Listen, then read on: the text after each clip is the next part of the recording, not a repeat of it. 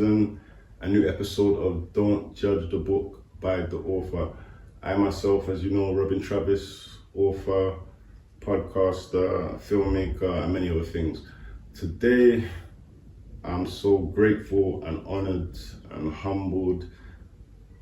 There's so many other words I can't find to describe how I feel about this interview, because I really revere this person. Funny word to use.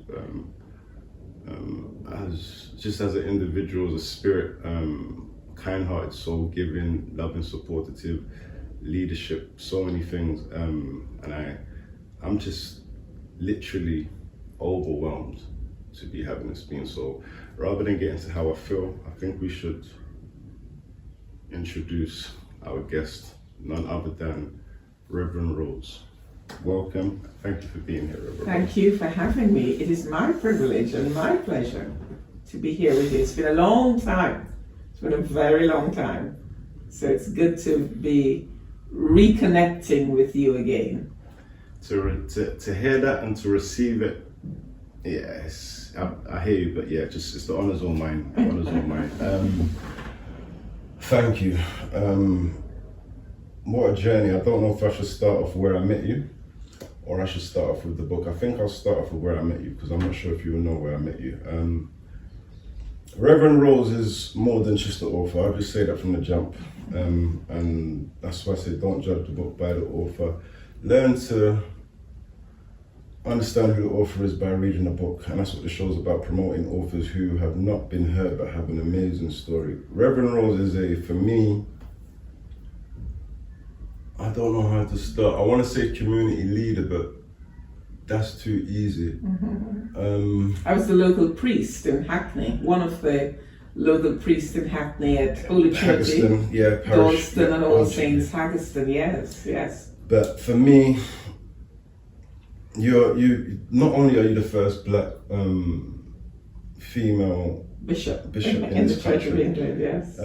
You've spoken at on so many worldly event stages. You've rubbed shoulders with some of the, how can I say this, the greatest in terms of trying to achieve peace.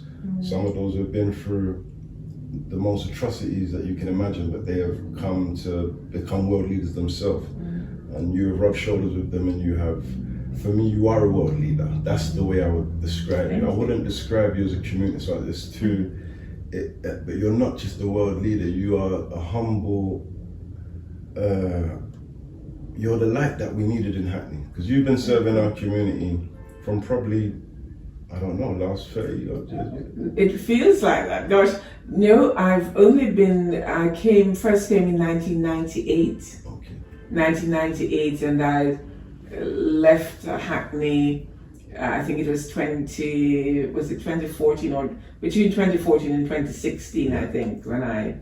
So you were serving in the parish from... Yes, all that time, yes. So you wasn't, when you first came, you wasn't working in Hackney? In 1998, no, when I first came from Jamaica, I was I went to Blackheath first. That's where the college was, where I studied. And then after 3 years, I went back home to Jamaica. Okay.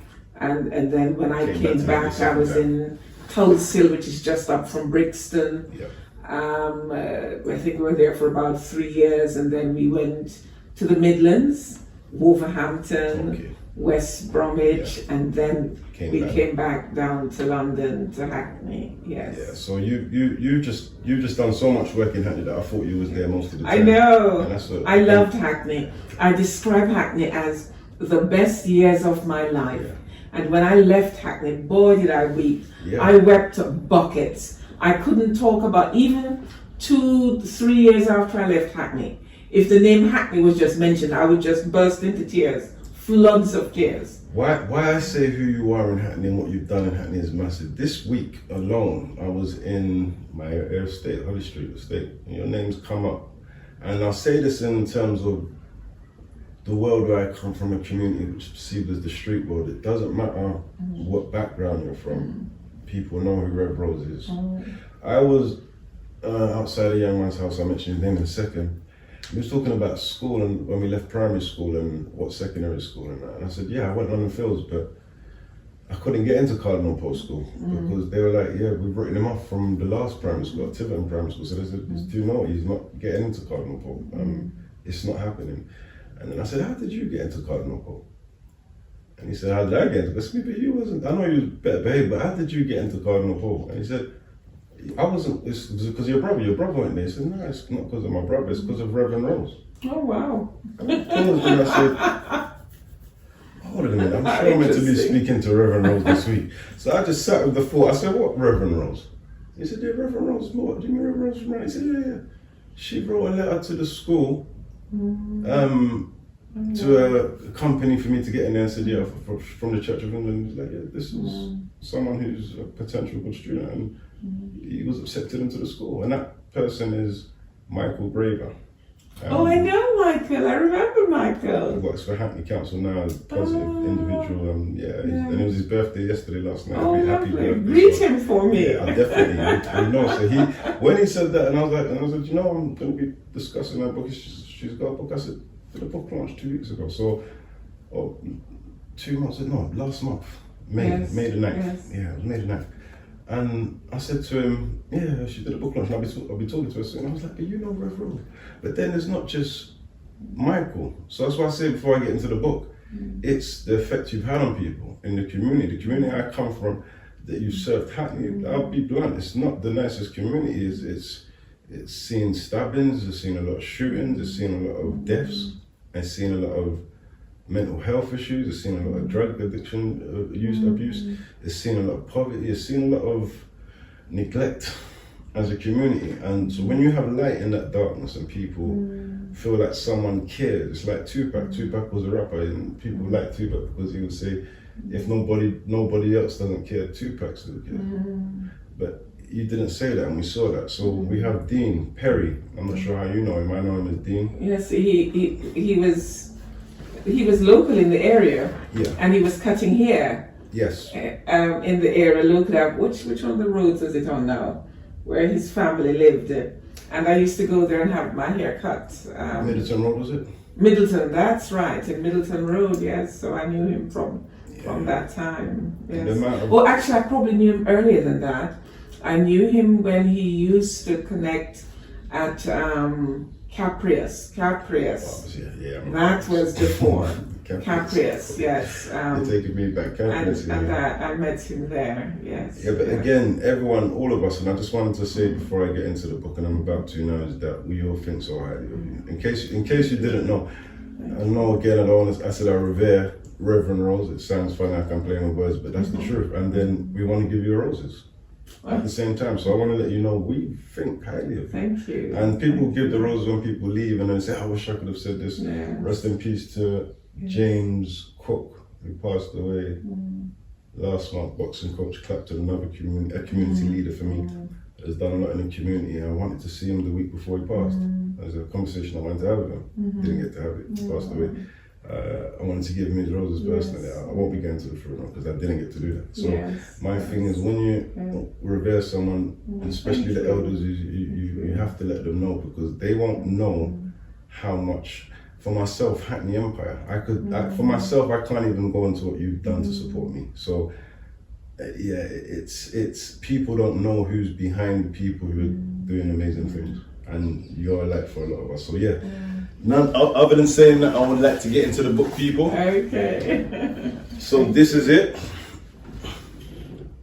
Here you go. Rev Rose, the girl from Montego Bay. What a powerful book. And I'll read the back quickly. But yeah, this book is powerful, guys. I'm very dyslexic. I struggle to read, and I could read this like it rolled off my tongue and it wasn't in my voice. So it's a beautiful read. You get Caribbean dialects. It feels at home. You get British literature at the same time. You get balance, and you get the sound of Reverend Rose's voice and heart. And it definitely, we spoke about this, but this definitely needs to be an audio book, because I would love to sit down in my house and just hear this in Reverend's tone, because it would, I think it would move it up another notch, even though it's on another level. So let's read this book. The late South African President Nelson Mandela once famously declared, "It always seems impossible until it's done." His words could easily have been applied to the life of Rose Hudson Wilkin. There is a genuine exuberance in her narration that is both contagious and inspiring. I agree. That's from the Most Reverend Michael B. Curry, 27th preceding Bishop of the Episcopal. He was the Episcopal Church. He was the bishop. Episcopal Church. Yes, he was the bishop who preached at Prince Harry's wedding. Okay. That's him. And that's Reverend Michael B. Curry. Yes, Michael Curry. Yes. Big up Michael Curry. Yeah, big him up. Well done. We're all on a journey, and this is a luminous journey of resilience, of faith, of joy and hope. What we all need to know. That is reference from Bonnie Greer, Obefrsl, playwright and novelist.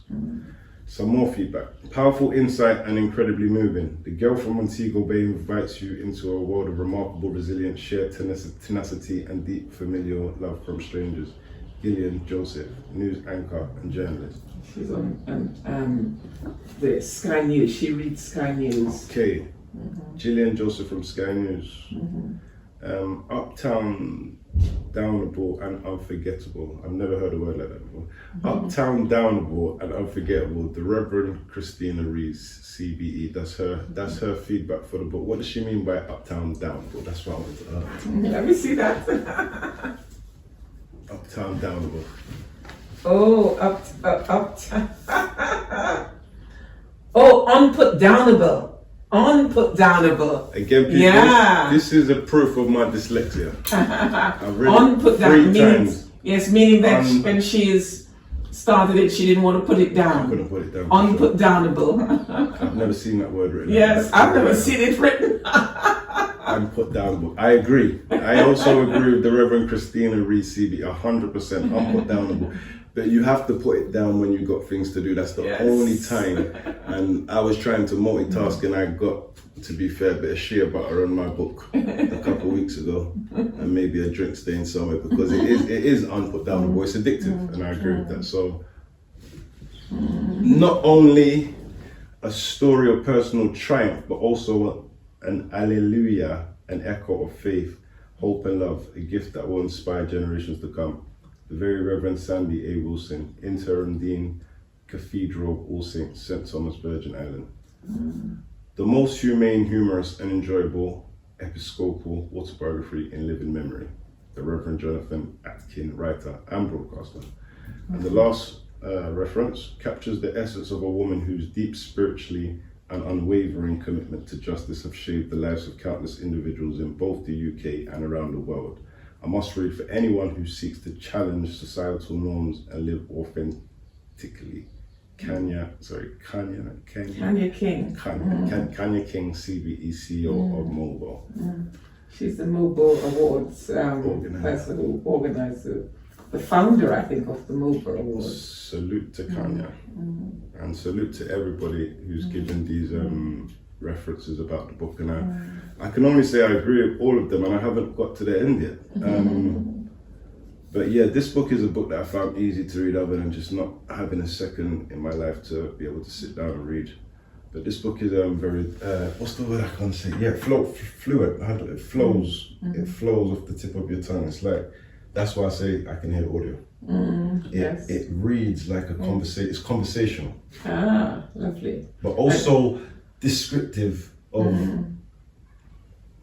the experience, like you're in it firsthand, but then also descriptive of the feeling. So you talk about in the introduction, even in the forward, rubbing shoulders with Desmond Tutu, and the way you explain Desmond Tutu, and the way you describe Nelson Mandela, and the way you describe all that they went through, your personal frustration with the injustices of the world, so to speak.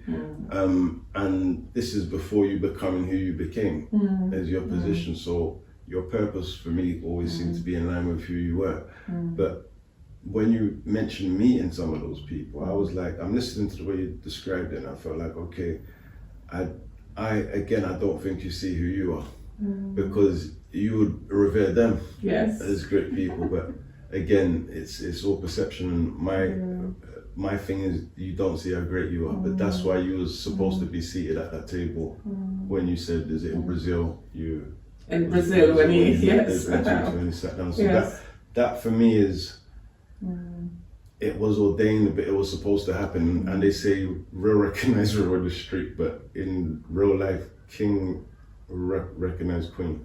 So you were supposed to be at that table. But in this book, you had a rough start. You didn't have it easy, and I think that's why you probably connect with oppression. And you mentioned something in the book, but I liked in the beginning part of the book about how black people in Jamaica were free from abolition of slavery was 130 years before you came to the service in the Caribbean. But the ramifications of slavery hasn't fully left. It hasn't. So Bob Marley, one of his songs, emancipate yourself from mental slavery. None but ourselves can free our minds. And there's a real sense in which the chains may not be on us, but it is there. And in many ways, we have allowed it to hold us the way we treat each other. One of the things when I was in Hackney that I kept saying to myself is, we are committing suicide every time, we're stabbing each other. And I said the reason we're doing that is because we think our people are nothing. Because it's only because you think you are nothing too that you can look at somebody who looks like you and put a knife in them as if it's no big deal. So we're committing suicide because we don't value ourselves. We don't love each other enough. We don't care about each other enough. And that's heartbreaking.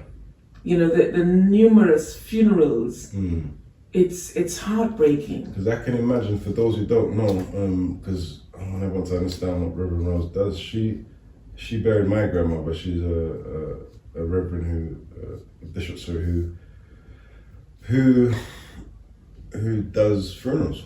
And she's done many funerals, but I was going to ask you, and it's something that I didn't even think about.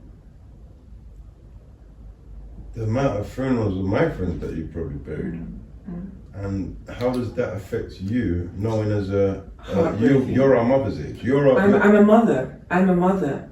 And so... And how does that, sorry, it's not a loaded question, but how does that affect you mentally? I know you're a woman of strong faith and of purpose and meaning, but how do you be the light when you're seeing everyone at their darkest, is the question I want to ask, because you're seeing everyone at their lowest. One of the things that I do, I'm always attuned with what I'm feeling.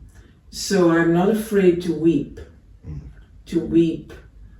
for not just for the parents who are weeping, but also to weep for the life that has just been stopped in its track, the years that they had ahead of them, but suddenly just gone by the thoughtlessness, the sense of lack of value.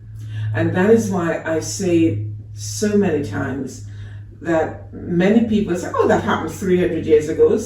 Enslavement was 300 years ago. Pardon me, why are we still talking about it? Yeah. We're still talking about it because it is impacting. I think that our parents and grandparents' generation were physically brutal to us because they knew what it was to experience that physical brutality from the slave masters. The slave masters whipped the slave to get them to do war or if they disobeyed them. And we have learned that, and we have done that to our children.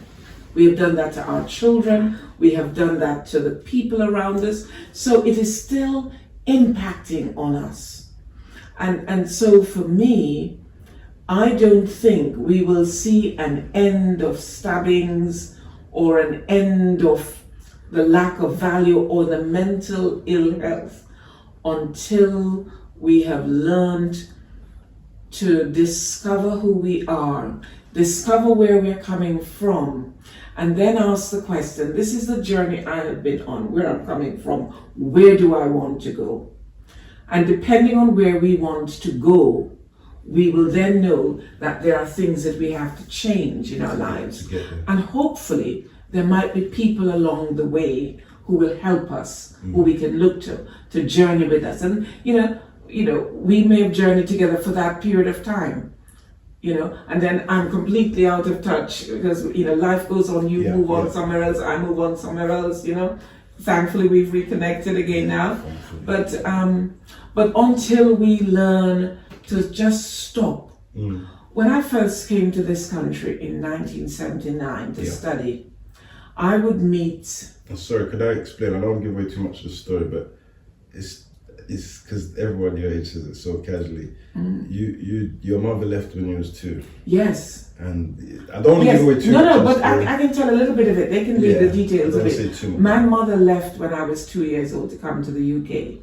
And she already had a sister and 2 brothers here when she came up.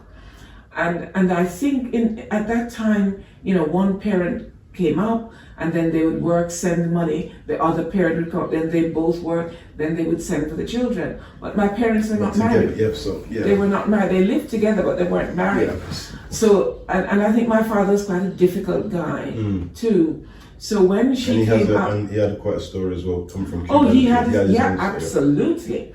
And when she came up, she met somebody else, a handsome, tall man from St. Elizabeth, and they obviously fell in love, and they got married and started a new family. So I grew up seeing my father always angry, not understanding why was he angry. And it was some time after that I learned that his mother had traveled to Jamaica from Cuba with him and his siblings, and then I guess life didn't turn out how she expected it. Coming from that, exactly. And she ended up being mentally unwell. Ended up in Bellevue Hospital in Kingston, and that was the end of that because the family never went to her. I grew up asking about her only to be told that she was mad, and they took her to Kingston at Bellevue Hospital. They didn't know anything, didn't know what happened to her, and it wasn't until a few years ago I asked someone to do. I won an auction and for a family tree to be done, and this person found her death certificate. And when I sat with him and he pulled up the death certificate, I wept. I wept because I felt as if I had found her and brought her back into the family. I get you. Yeah. So I grew up with my father's sister, and she said that my mother had left my sister and I with my father. And she said, the man can't even look after himself. I pick me more look after. So she assumed the role of looking after us. But she was also looking after another sister who had died child. I don't hold this against her. I don't think she knew that it could have been psychologically damaging, but it was, you should be grateful that me take you and me looking. That was the kind of language and the kind of that I grew up with. You should be grateful. Rather than first-hand love, then yes. But then I discovered that they didn't, because their mother went into Bellevue Hospital, the psychological place. I don't think that they themselves had the kind of expression of love and nurture. They didn't know it. They didn't know it. My father didn't know it. So they couldn't give it. And I only learned that as a late teens, early adulthood, learning that. And that made me put into perspective their behavior. So I don't need to hold anything against them. Because, why? They didn't know how to. And a lot of what you say in ties, because you was going to talk about when you came to England, I don't want to lose that point, but a lot of what you say ties into the history of slavery, and those were the ramifications that you mentioned in the book. So even though slavery was abolished, it's still the black family, and I always try to explain this even in my book, Prison to the Street, we're not gangsters or street guys, because when we came in the Windrush, we came with suitcases and briefcases and suits saying London is the place for me. Yes. London is the place for me. There's no gangsters on that boat. Nobody came here smuggling drugs to sell. Nobody came here with knives or guns. We came here to serve what they perceived to be their mother country at the time. But that's also from the history telling them that that's their mother country. So there's a deep game of manipulation with the black. The black family was destructed as a whole. So Windrush, why I asked you when you say where you came here, I didn't want to skip because your mom came here first. That is a lot for a child. So having a British experience, it wasn't normal for their mother to go to the Caribbean first and then their parents coming in for them to say because they grew up in a family house. So we always say, well, where did where did this family thing go? And I always said it went 300 years ago. It didn't go recently. No, because what happened in slavery? You know, what's this? They took the children away from their family. There's a lovely, but I don't know, it's being lovely. There's a song, a spiritual, Lord, how come me here? Lord, how come me here? Lord, how come me here? I wish that I never was born. How I wish that I never was born. These are songs of the women, you know, and one of the verses says, them done took my children away from me. You know, they took the children away from the mothers, and you know, they became their own little slaves to do little things, and then sometimes taken to other plantations. So these mothers were allowed to have. Their womb was ripped away from them. Yes. I watched a film. It's about a brilliant musician in France. I can't think of the name of it now. Oh my goodness, it's escaped me. But this young man, brilliant musician, and he was known to be brilliant. And you know, like you have somebody who heads up the sort of musical whatever it is in London. Yeah. And he wanted that role, and he was very friendly with the Queen in France because he played for her, and she said no, she can't give him that role because he's black. People will not accept that, and he was distraught. He was angry, and his mother found him because his mother was raped by the slave master. So he has, you know, he's of dual heritage. And what has happened was he then took this boy away from the mother and sent him to a private school because he's light skinned, and so that's where he learned his music. And when she finally met up with him, she described how he was taken from her. She didn't want to let him go, but she wasn't allowed to rear her own child, and the pain of that. And he is talking about the pain of all that happens. And she said, that's not pain. The greatest pain is that they have told us we are of little value. And we believe that. It's what they have done to our minds. So I'll say one thing.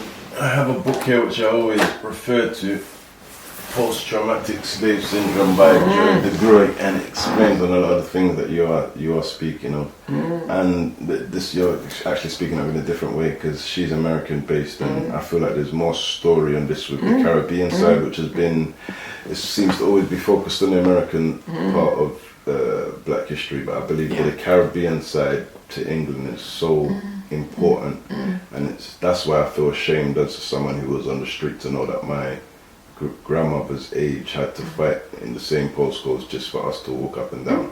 So now I have that knowledge. I feel embarrassed. When I was young, I didn't have that knowledge, but it's more embarrassing than being a street guy from America, because black people was there for how many hundreds of years and had FBI and other people putting drugs in the street before they conformed to that, but we conform to it so much quicker. I was saying I love the title, The Girl from Montego Bay, but when I think about where you're coming from, I say, like I said, you've spoken in the House of Parliament as a speaker. Chaplain to the Speaker. Chaplain to the Speaker. Chaplain to the Speaker. Okay, Chaplain to the Speaker. Yes. But just to speak in the House of the Parliament, Yes. you know what I'm saying? For where, see how you've just corrected me.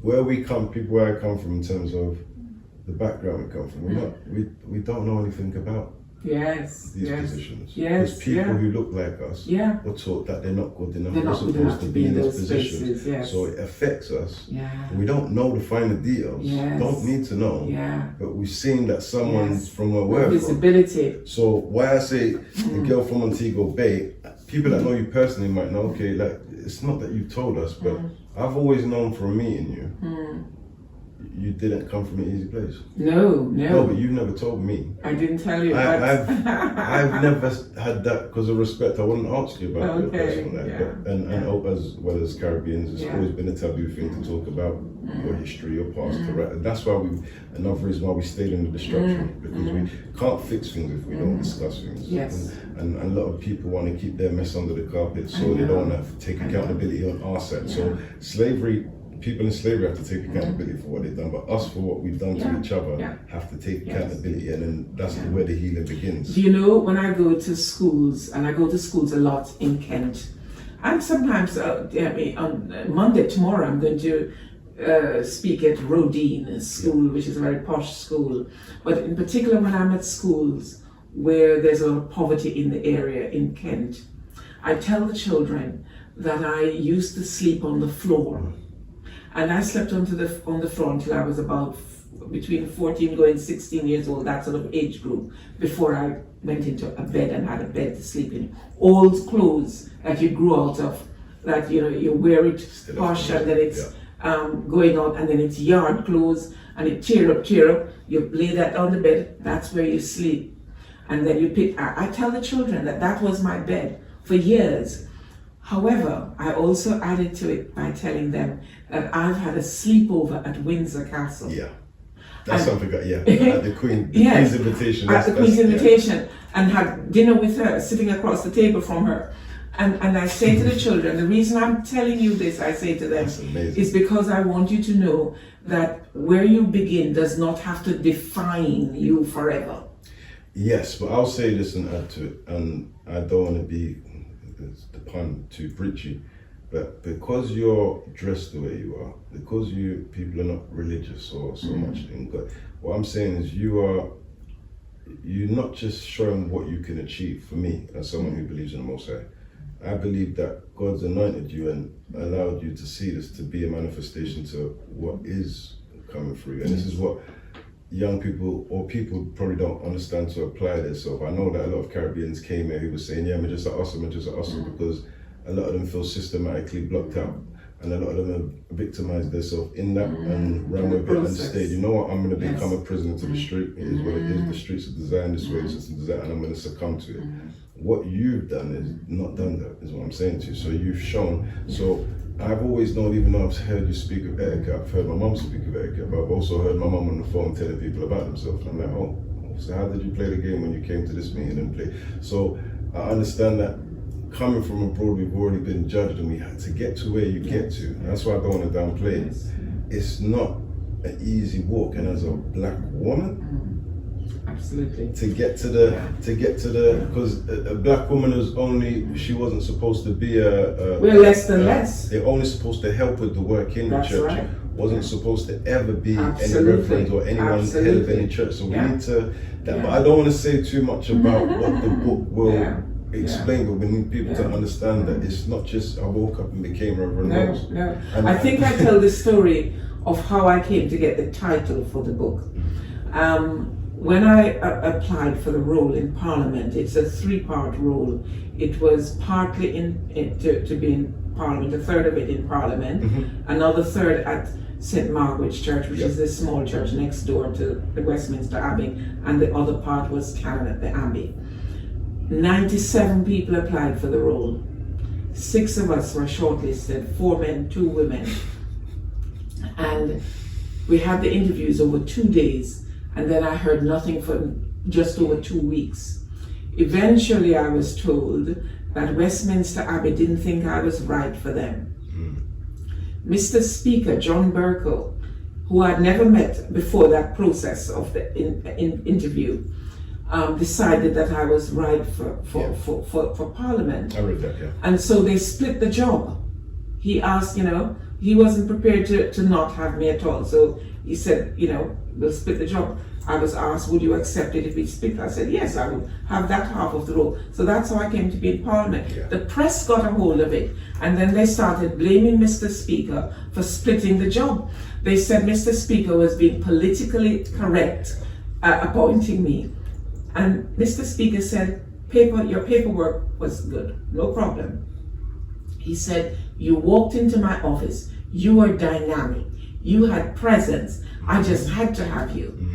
Now, the newspaper wrote 2 columns. The column for my colleague who grew up the other half described him as an Oxford graduate who spoke Hebrew.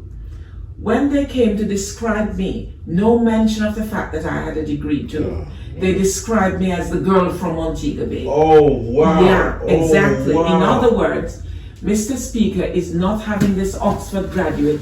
Instead, he's choosing to have this girl from Montego Bay. I remember being angry when I first saw that. And then almost as soon as I was angry, I remember thinking, one day I'm going to write my autobiography.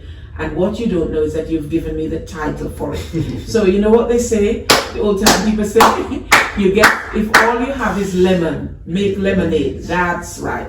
Don't sit down and complain that it's tangy. You do something positive with it. Yeah. And this is why she's the world leader. It's when you hear things like that, and I didn't get to that part of the story, so I didn't. That part does blow me away.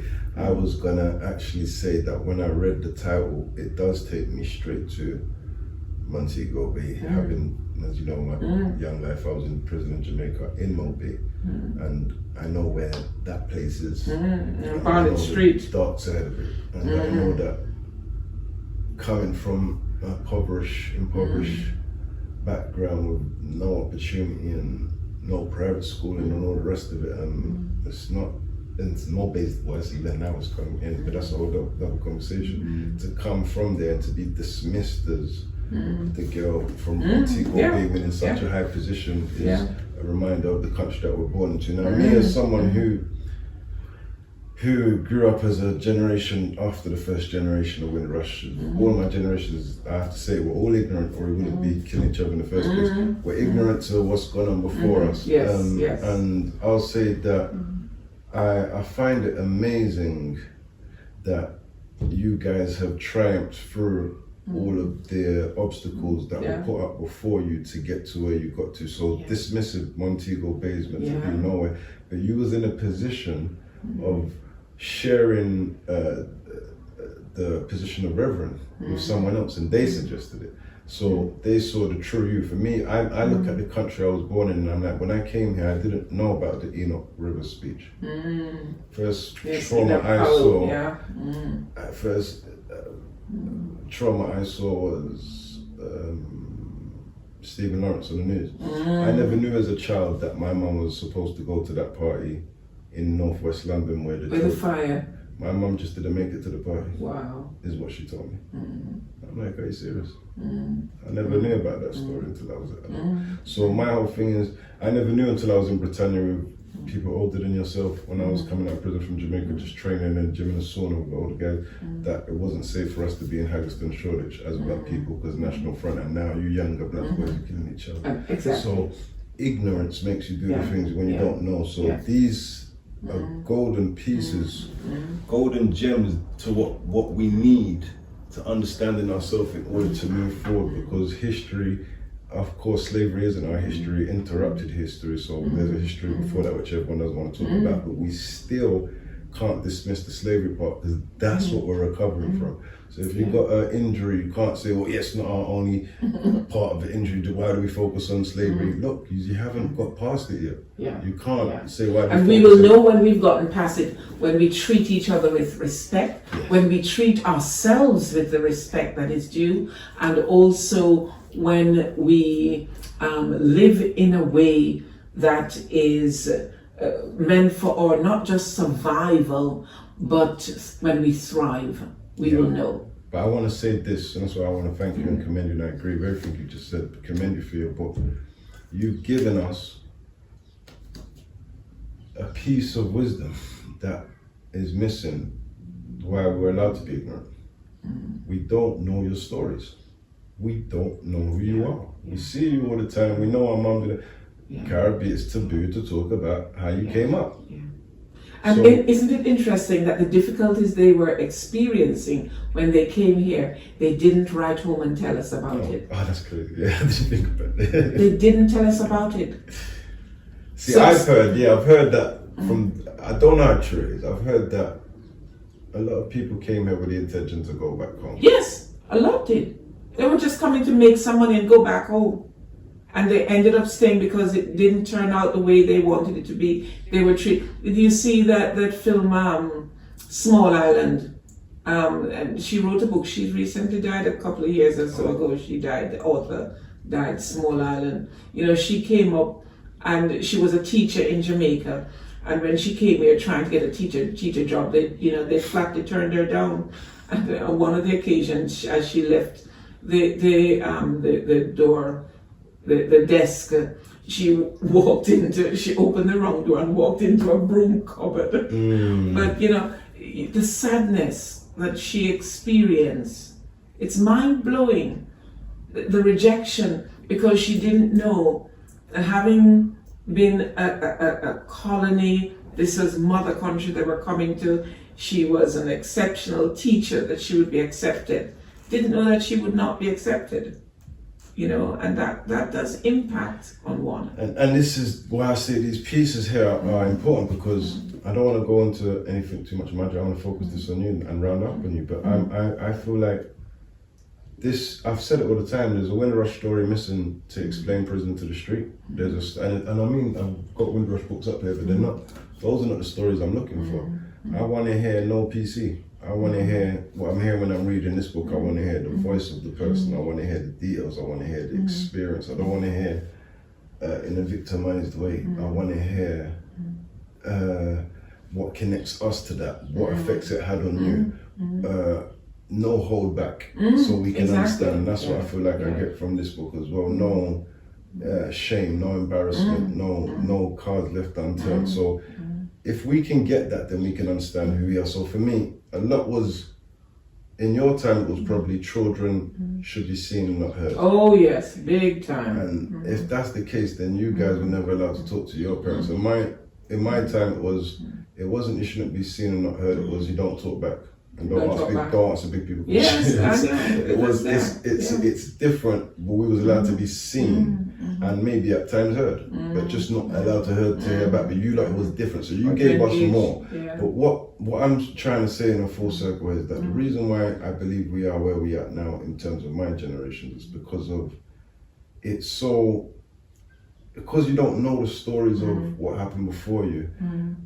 We congregate in our groups, random, whatever you want to call it, but think it's a choice. That's why I said Prison to the Street. You were housed in those areas by purpose when you came here as Windrush children. They didn't want you in certain areas. So you think your area is bad because no Irish, no blacks, no dogs. You think you're bad because your crew or your area is from this estate, but that estate was done intentionally for the house. And I want to tell you that we may not have the signs up to date. I was in January, end of December, January, I went to Florida. And the family that I was staying with, my godparents' family that I was staying with, they booked for me to have a massage. And when I went for the massage, my friend who booked it was parking the car. They told me, no, they don't have any name like that there, no booking. So I said, but my friend, So she came in and she said to them, yes, I booked. You told me that you had a booking. And they said, no. So she read out the number. They said, no, that's not our number. So she said, that's strange, but I definitely called. So my friend took her phone out and called the number, and it rang. You know what they said? Oh, we don't know how it rings here. I don't think this is... So I said to her, come, let's go. Don't want them touching me in any case. Let's go. So it still happens. Of course. And we've got to find a way of deciding whether we're going to allow other people's behavior to get into our spirit and our souls, or whether we're going to shake the dust off our feet and create our story. I'm inspired by you and inspired and, like I said, revered of what you've achieved as a black woman in this country. But as of recent, as a younger black man, I've had a different flip on views of, I know what we've achieved here, I know what we've done in America, I know what we've done in the Caribbean, but I still feel like a kidnapped child who hasn't returned home. I feel like my work needs to be done back home. I feel like the children of Israel, whatever they say in the Bible, must return. I feel like I am not where my land is, and this is explaining to, like there's a book called Why I No Longer Explain to White People About Racism. Yes, I've never read the title, but and I don't need to read it because I know what I personally know why I don't already.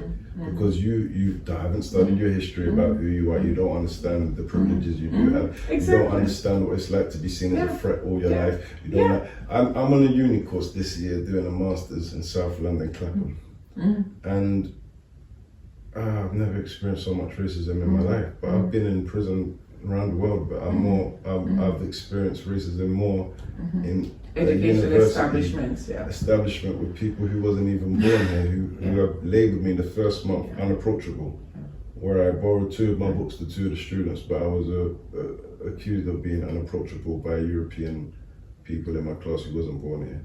And the racism was so deep where I didn't even make complaints, but I felt it. The black teacher felt it, everyone in the establishment, all the black, there were 3 or 4 of us, we all felt it, and I was like, they don't want us in the film industry. And again, that's why I say to you, why am I here? Sometimes I wake up and be like, God, why is a black person, like that song said, why am I here? My thing would be, why am I here? Why am I fighting to be, I don't want to be equal to anyone. That's first and foremost, because I already know I am not equal, I'm not above in that sense, but I must be above because I wouldn't persecute or oppress other people. So in that sense, I am above. I'm more loving, I'm more faithful, I'm more righteous.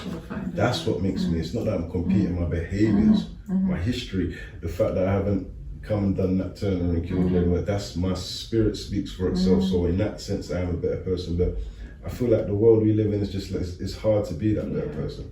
And yeah, it's just, I find it very challenging that the generation now are dealing with this weight of so much confusion trying to fit into Britain. Like Desmond's was something I watched as a child.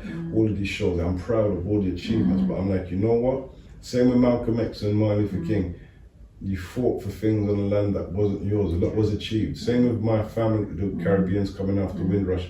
They were manipulated to fight for World War II, then told to go back home. But nobody thanks them for being air pilots and all the rest of it. They gave their lives. They still were seen as those 3/5 of humans. So my thing is, I can't get you to see that you're not being righteous. I don't want to be equal to you. I'm trying to teach you that you're not being righteous. But if you can't see that, let me go back to where I am from, because that's where I was kidnapped from. Why am I trying to convince my kidnapper? And I see, I'm not PC, I see that people like yourself and so much black people have achieved amazing things. Some people have sold their souls to get to where they need to be, and some people like yourself have worked hard to get to where they need to be. And I'm like, those who have done that, God alone has used you as a manifestation, has used you, but He's chosen you as manifestation to what no man can hold back.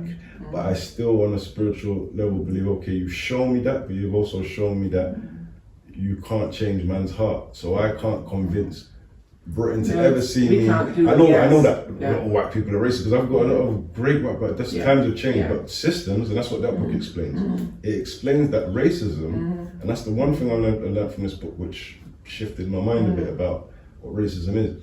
Racism isn't a white person calling me or a Caucasian person calling me the N-word. It's a systematic thing. So me being in university and having European people act funny towards me, when I raise the issue to teachers, that system is European. They're not even taking the argument serious because they've already perceived me the angry black man. So and isn't it interesting that, again, if you think of Africa, the way in which the Africans have learned from Europeans, you know, in this country where they called each other different names, Hutu and Tutsi, if you have 10 codes or whatever, you're this, you're that, and they believe it and started killing each other. You know? So, so that film about the musician, the greatest sin is what they have done to our minds. It's not what they did to our bodies. Yeah. You know, it's the pain. It's not about the body, it's what's happened to And the that's mind. why they say mind's a terrible thing to waste, and that's why we have to enlighten the minds again. I'm going to keep saying, please, guys, and I'll post up all the details at the end, but I need everyone to, my age especially, and this is why I want to say this. At the back of the book, I read a lot of references about reverends reading this. This isn't a reverend book, so No, I want to take a picture of it. Yeah, I'm going to order. This isn't a reverend book. This is, and you can take that copy actually. This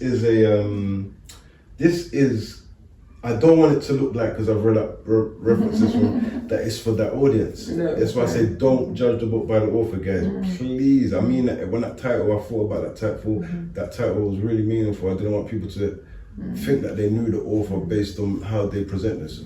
You can't know the story. I'm telling you, you don't. And yeah, I want young people. I want to get this book in prisons. I want to get this book everywhere. I don't think there's no limit to where it should be, because again, the history of where we come from, it needs to be told. So yeah, I admire you for all you've done. But a question I wanted to ask you, was the title the motivation for the book? So when you was called The Girl from Montego Bay, was that something that triggered you to say, I'm going to write a story one day about it? Before that, whenever I did speaking engagements, people would always say to me, have you written your story? I would love to read it, or we think you should. And I remember used to dismissing it, thinking, no, who would be interested in what I have to say? There's nothing extraordinary about my story, you know, because what I experienced in terms of a parent coming away and leaving, so many of, you speak to many people my age group, and they have same story. Abuse, physical, sexual abuse, same story. They've lived it. So you dismissed your Yes. achievement. That's crazy. And it wasn't until that was a moment when I remember thinking, that's going to be the title of a book. If I ever, whenever I get around writing it, that's what it's going to be called, The Girl from Montego Bay. So I want to use this for good, because this girl from Montego Bay have endured much, have gone through much, but it's for me, it's the equivalent of Martin Luther King's, I have a dream. I've been to the mountaintop, I've seen something different. I know what God has done for me. I know what God has done for me. When I speak to psychologists and people like that, they think, that's impossible that you could have had that sort of experience and you are sane and you've never had a mental breakdown or something like that. But I haven't, because of God. It's God. I spoke at the WI meeting. They invited me to speak to them, and they said they didn't want anything religious, which irritated me. But when I shared, I said to them, I'll tell you about my life story.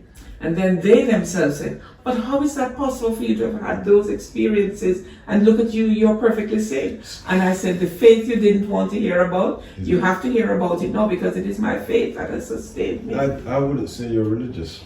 And I think this is what takes a lot of people off, but they don't want to be religious.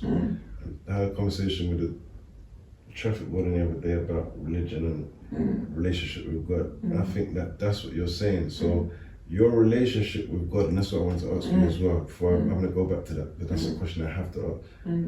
Your relationship with God is what took you to where you are, for one. Your relationship with God is not religious. That's why we can connect with you as the people. I'm seen as a street guy. I see myself as a legend. I see myself as someone who's done the same things you've done. I'm a legend. I've been used as a vessel, but sometimes the prophet is never noticed in his own home. So our past as well, people still try to, the media done a great job of prison to the street, boxing it into ex-gang member, like there's been games being played. So I'm like, coming from where I'm coming from, I know what I've had to go through, and I'm seeing you come from where you've come from and become who you've become, but you're not out of our reach. No, oh no. And this is what I'm trying to, I don't think you know how humble you. Yeah. I don't I never think of it like that. No, but I am the same. Yeah. So I'll be in Bradbury Street, was it yesterday or the day before, sitting next to a friend of mine who I grew up with, who smokes heroin, and she's telling me why she's on heroin. And I'm rubbing shoulders. I have my laptop writing books. And people's like, Adam's rubbing still in the hood or whatever it is, he's just around us. Because I'm not above nobody. Absolutely. Jesus walked with everybody. But I'm saying to you that that's what you carry. So you're not religious. For me, you walk in the faith, and that's where that's why you're a reflection of it. The Bible and whatever it is people believe in is religion. That's why they can't. But when you're a walking testament, that's why I said the light. Faith alive and real. The lights. You've become the light, and Hackney's been very dark. We are currently in the murder mile where we're sitting right now. This is considered murder mile Hackney. Friends have been people. You probably buried some of these people. I don't want to say the names. You probably buried some of the same people who got shot around here. You're sitting with me having a conversation. You married Prince Harry and Meghan. Yes, I read prayers at their wedding. So when I say I keep saying married, you was a part of. I was there. So cool. Let me go back again. For black people, I didn't even know they were getting married, because no disrespect, I don't care about anyone who would know the family, whatever it is. But when I've gone into a black family's house that day, they were getting married. Yes. And everyone said, look, Rev Rose is on the TV. It was a family in Holly Street. Yes. And as I said, everyone knows who you are. And I'm like, what? And I've looked, I said, what's Rev Rose? And I started to look and say, okay, what's going on? And I'm watching it, and we're all proud. Because and again, you probably, I don't know if you've ever heard that. That's why I say I like to give people the things that they won't see about themselves. We've gone into a house, and it was in Holly Street or London Fields? One of the two, Holly Street or London Fields. And no, it was Holly Street. I remember his house I was in. And the family got excited, and we all sat there and watched the TV. And I'm thinking, Rev Rose is the same lady that helped me out when I'm doing my book stuff, and same lady that buried my grandmother, buried some of my friends, and I could still call her.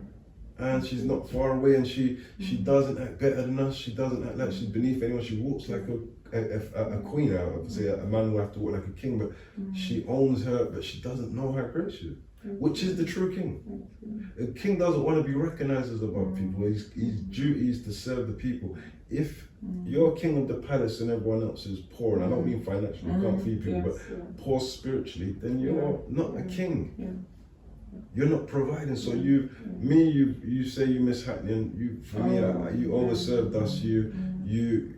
I couldn't thank you enough, and that's why I had to have you here today. But I got to ask you this question before 2 or 3 more questions. This is one of the main questions. When did your faith in God begin, and how did you manage to? Because this is serious. It was childhood. I think it was childhood. Feeling unloved as a child, because of my aunt regularly saying, you ought to be grateful, your mother didn't want you, and your father is hardly around, He was around, he came around, he was present, but he was not engaged. And she would always send me to him for money, and he would chase me away, what you ask me for money for? And so I felt uncared for and unloved.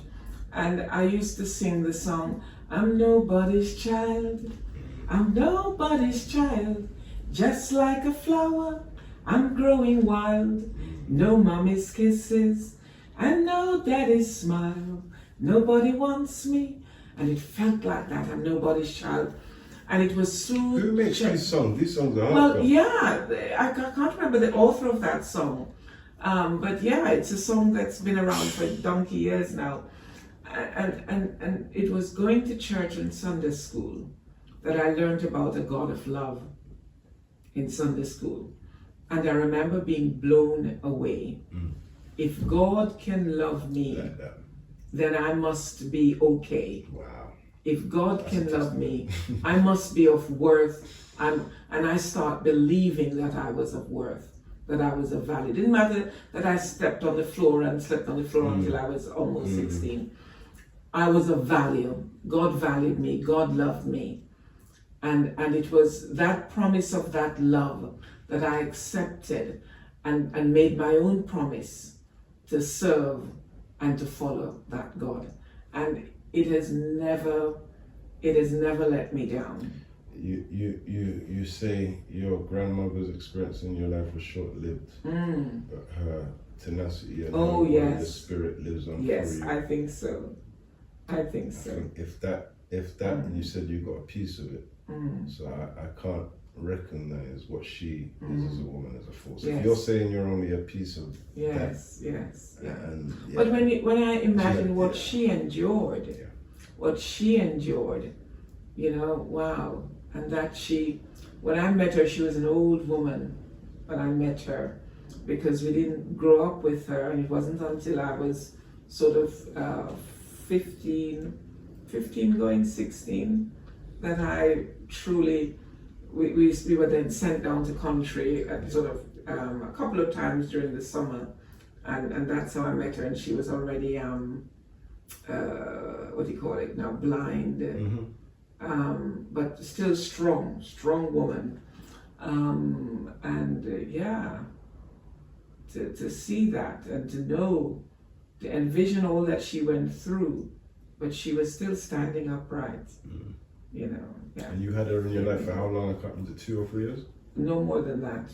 And you're saying that watching her strength is what gave you the strength you needed. Yeah. I just want to say, may she rise in power. Powerful, that woman. I don't know who she is, but it resonated with me because my grandmother's influence definitely makes me who I am now. Powerful book, guys. Again, amazing lady, Reverend Rose Hudson Wilkin. I would like to ask you before last question on the book, shall I say, is there any regrets? I say regrets. That's what I'm looking for. Anything you wish after doing it that any feedback you got that made you wish you didn't do anything in the book? No, I wasn't going to put the fact that I was sexually abused as a child in the book. Yeah. The reason why I wasn't going to put it on it is add it into the book is because it's not something that I walk with in front of me. I've never denied it. I know that it happened, but sometimes we walk around as victims. Yes. And we wallow as victims. It wasn't until I spoke to the WI, that same WI group, who said that they didn't want me. So this was published in January. Yeah. So it was sometime last year when I was invited to the WI, and they said they didn't want me to do anything religious, to talk about anything religious.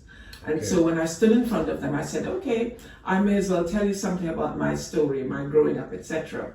And it was while I was talking to them about my growing up that I got to that particular age group, and it's there in front of me. And I just stopped speaking. I just stood there. I stopped speaking, took a few deep breaths, and then I said, something has just come to the forefront, which I hadn't even thought of to even include in the book. And I don't know whether I can tell you or whether I was like that, and then I said, okay, I may as well tell you. And I told them, I just said it. And then they said, but that's not possible. How could you have had that experience? And look at you. And I said, the faith that you didn't want to hear about, now you're going to hear about the faith, because it was because of the grace of God, why I got through this, why I'm here today. So, and then they said, you've got to include it in your book. Okay. Because hearing you talk about it have been very helpful. People were queuing up saying to me, this happened to me as a child, I've never spoken it, but hearing you talk about it, I have found it helpful. Thank you. Please, you've got to include it in the book. So that's why it's in the book. And it's in the book right at the end, towards the end, in the last chapter, where it is almost as if it is a, what's the phrase that they use? As if it's just a, it's not focused on. It's not focused. Yeah. It's not front and center. It's just saying, okay. That kind of information type of thing. Yeah. It's just saying, okay, this happened, but I'm nobody's victim. Love it. And I'm nobody's survivor. I love it. Ooh. I am nobody's survivor. And I also said, in the Church of England is very sort of hung up on sex, and people, I'm a virgin. And I said, some of us didn't get a chance to choose when we lose our virginity. So don't you come telling me that you're a virgin. I'm not interested in hearing about it. Amen to that. I'll say amen to that. But when you speak again, you have a light. And there's a lady in America, famous so far. I've got any of her books at that. Maya. Maya Angelou was one of my shearers. But she also, this is why I say you're a walking example of strength and tenacity, and you don't know your own greatness or your own strength from my perspective, outside looking in. And I don't mean that as a criticism. Maybe it's a good thing, though. Sometimes I can become overwhelmed. I can't see any Maya Angelou books in the show. The point I was going to make was, sadly, Maya Angelou was abused as a child. And she didn't speak for years. Yes. I know why the caged bird sings. Yes. That's the title. I read it at a very early age. I read it. I've got copies of it. I've got a series. I might have bought it. I've got a series of her books, and I remember when I read it as in my early. I think I read it when I was about 12 or 13, and I remember thinking, "Oh my God, this woman has life." Yeah, that's why I connected with her. So I'm saying to you, miss the people you rub shoulders with. I liken you to Maya Angelou. Maya Angelou was rising power, was light. Still her light travels through her words today. And I liken you, and I want to say after reading your book, not only to encourage you to do audio, because you said people encourage you to do audio, I encourage you to just please write more books. That's all I wanted to say today, just please, because, and I don't want to say things that come from myself, or I don't know where it comes from, but I can see so much of your expression being received in different formats if you write more stories. You've given us your life story, and that's wonderful. Now we know who you are, that's the base. But if you find the time and you have a talent for expression, everyone said that to you. If you can find ways to tell us stories on different subjects, like I told you how, and just speak in your voice, whether it's slavery, whether it's relationships, whether it's trauma, whatever the subject matter is, if we hear it in your voice as I believe you are, and I don't want everyone's unique, so you're not the Maya Angelou, you're the Rev Rose of UK, but you guys have the light energy is what I'm talking about. That's why I say the name. The name is just God was spiritual beings having a human experience. So the name is just the title for why we're down here, but the light is definitely connected. And I just wanted to say thank you so much. Yeah, just thank you for all you are. Thank you for all you've been. I want to ask one more question. I think I may have to stretch it to two, but one question I didn't want to forget. What has the feedback been like since writing this book? Very positive. Yeah. Oh my goodness. I have been deeply overwhelmed by the feedback. Since January was released, right? Yes. This January, Yes. I've been absolutely overwhelmed. Even today I did a service for civic leaders. Yeah. So Lord Lieutenants, there were mayors, various civic leaders. There were quite a number of mayors, because there were lots of people at their chains. And one of them, actually a lady in the service, as I walked, when I came in, she had the book beside her. Oh, wow. Yeah, she had the book there, and a number of people sometimes bring it into a service and said, "Can you sign it for me?" But this particular lady, she said, "I've read your book. Absolutely inspirational. Thank you." And I'm a little bit sort of, oh my goodness, in trepidation, because I would never have dreamt that she would have read my book. So it's been overwhelmingly. Inspiration is the word that I hear all the time. They've been inspired by what I wrote, and I give God thanks. I never imagined that it would have been, because you sit down and you're writing, and you're writing. You don't know what impact. You're just telling the story as it is. Yeah. I mean, it took me 3 years. It could have been finished long ago, because they suggested they could let me have a ghostwriter, and I said, no, I don't want.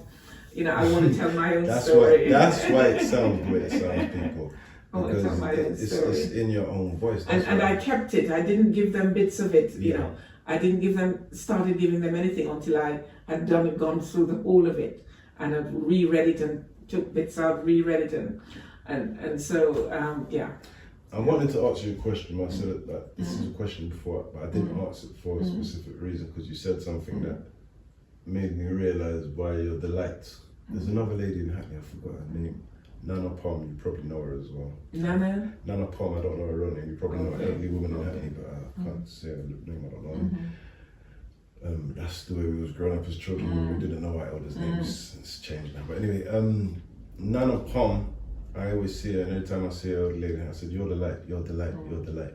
Now, the light doesn't seem to be, I'm not saying it doesn't seem to be affected by darkness, the light, when you're the light. I'm not saying darkness doesn't come at you. Do you know what I say to the children, the young people, and adults too? When I do confirmation service and I confirm them, at the end of the service, we give them a lit candle. And I say to them, the light represents Christ, the light of Christ shining. You're not going to be able to walk or drive all the way home with the candle lit. You're going to have to blow it out. When you blow the candle out, I say to them, you become the light. You are symbolic of the light. And you know what light does. Light shines. The darkness does not overcome the light. So we walk in the light. But do you know that I said that you were the light before you ever told me that story about what you told people about? Say it's real light I'm seeing. I'm saying to you that the light that, so this is why I didn't want to answer the last question. I asked every person I've interviewed 20 people, so 21, about the experience of what if, I want to know, how did it affect you? Did it bring you to a dark place? I know when I wrote Prison to the Street, I literally wanted to hurt people because of the reminders of things. I wanted to go back outside, and I nearly did once or twice because it was fresh. I was young, I just came off the street, just came out of prison, and I wrote a book too soon before healing. Didn't even know what healing meant. And then was criticised publicly and went through all this pain publicly. But I thought to ask you until you said how and why you wrote the book. I don't feel like you had that trauma because you even talk about the abuse and say you're not a victim to it. I don't know if you would have been writing that book as a victim, so to speak, or being returned to because of your wisdom and because when I wrote Prison, I was a child. I didn't 20 something, 25, 26, I don't know what's going on. 27, 28. But still not knowing, I'm still figuring out the emotions and even things that in psychology they say you regress push to the back of your mind. So I would have assumed until you said what you said that those things would have brought you to a dark place, but I think God's covered you where you see it with a different lens, so you don't. And I think that is also powerful for people like myself who I was a victim in my story. I was mad. My dad got killed. I'm angry at the world, angry at God even. So I victimized myself for years, and then when I revisited, I got more angry with that. And I was like, oh, yeah, I forgot that happened. And I forgot that happened. And we didn't deal with that. So all this unjust, and I'm not Joe, but I was like, God, all the right things I did, I didn't even sell drugs, and you still allowed me to suffer, allowed me to go through all of these things. So I know even how you answered it. And that's why I didn't ask the question. I just wanted viewers to understand that. That's why I call you the light, because you allowed the light to not allow this to be a burden in writing. And I want to thank God that I'm so grateful that you didn't go through any painful experience that brought you to darkness. And that's why I even told some people. Cried a lot. Yeah, you go through Cried a lot. Yeah. And my sister, my big sister, I only shared it with her after I'd written it. And she cried, and then we cried, and yeah. Let it out. When I shared it with my other sisters, cried again, But good cry though. Well, I think, tears are cathartic, and I always say that God gave us tear ducts. Someone said, yes, that to me before. God's given us tear ducts, so it's okay. It's healing, it's cleansing, it's washing, and I think that's we shouldn't important. stop it when it comes. Yeah, don't stop it. No, don't stop it. That's why some of our older generation people, they used to wail. They wail. They don't go. They're bawling. My auntie used to, or the old time people used to take co-bawling. I never hear co-bawling before, but I've never heard that. about co-bawling. Never heard that expression. Yes, co-bawling mean a big time weeping and wailing. So it allows you to wash away and it brought you guys closer, I'm sure, and allow them to open up and things like that. And actually, interestingly, if I had shared with them before, it wouldn't have been. It would have been different. Yes. It would have been a different story. Because you would have been too thoughtful of how everyone thinks. Yes. It wouldn't have worked. Yeah. So I respect. I get it. I understand the process. Yeah. But yeah, Reverend Rose Wilkin. Sorry, I just want to say thank you for blessing us today. But I want to ask you as well, where can people get the book, and where can people find yourself? Because the book is on Amazon. Yeah. Folks can get it off Amazon. I live in Kent. Yeah. In Canterbury. My office is in the precinct where the cathedral is. Yeah. So if people want to drop me a note there, wonderful. Please do. You're not on social media. Please do. I think my office do a sort of social media thing, but I don't. I'm a dinosaur. Yeah, I'm the same. When I'm getting up there, still don't know what to do. I wouldn't know. Somebody sent me something on WhatsApp yesterday, but it's a Facebook thing. I pressed it and it wouldn't play because I don't have any Facebook. So, but I think my office runs one. I can't follow you, honestly. I've never looked at it. I don't know what it does. They put pictures when I've gone and done things. They put pictures on all things like that. I get it. Yeah. I think it's but if they drop me a note at at the cathedral, Canterbury Cathedral, send it to Canterbury Cathedral with my name on it, Bishop Rose. Bishop Rose. It'll get to me. I leave it here. Reverend Rose, I've you. seen rubbing shows with the likes of Prince Charles, and there's some pictures in here that I love the one. My best one is I think Desmond Tutu. Oh, Desmond Tutu. And Barack Obama. Yeah, I think it's there. Can I show? Do you mind me showing this picture of Barack? That's okay. Showing this one as well. Barack Obama, when I met him, he said, "Man, you look stiff." So I called the coat dress I was wearing my Barack Obama coat dress. Yeah. Barack Obama. Yeah. Guys, that was Reverend Rose. It's been a blessing. Thank you. It's been a blessing. For having me. Don't judge the book by the author, guys. You know where to get it. You know where to go. It's been a blessing. Thank you. Thank you so much, Reverend Rose. Bless you. Thank you for having me. I feel a real privilege. Humbled and honored. Bless you and peace be with you. The girl from Montego Bay, people. Please get it. And if you need to contact me, I'll tell you where to get it from as well. Bless you. Thank you. Thank you so much. Thank you.